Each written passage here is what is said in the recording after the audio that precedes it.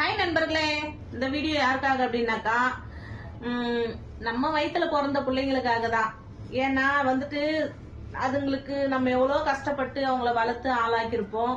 அவங்களுக்காக ஒரு ரெக்கம் முளைஞ்சது. அப்போ என்ன சொல்லுவாங்கன்னா, அம்மோ என் ஃப்ரெண்ட்ஸுங்க எல்லாம் வராங்கம்மா, போய் நல்லா ரெடி ஆயிட்டு உட்காருப்போமா, என்னம்மா பைத்தியம் மாதிரி உட்காந்துக்கிற அப்படின்னு சொல்லுவாங்க. அதுக்கப்புறமா அவங்க ஃப்ரெண்ட்ஸும் கூட போயிருப்பாங்க. நம்ம பிள்ளைங்க எங்க போனாங்களோ தெரியல, நம்ம கால் பண்ணுவோம். அந்த டைம்ல சும்மா நோயின்னு போன் பண்ணாத, வைமா போனேன்னுவாங்க.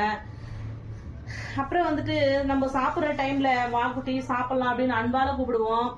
அப்ப என்ன சொல்லுவாங்க அப்படின்னாக்கா, மா உனக்கு பசி எடுத்தா நீ சாப்பிடுமா, சும்மா எனக்கு ஏமா கால் பண்ணிட்டு இருக்க அப்படின்னு சொல்லுவாங்க.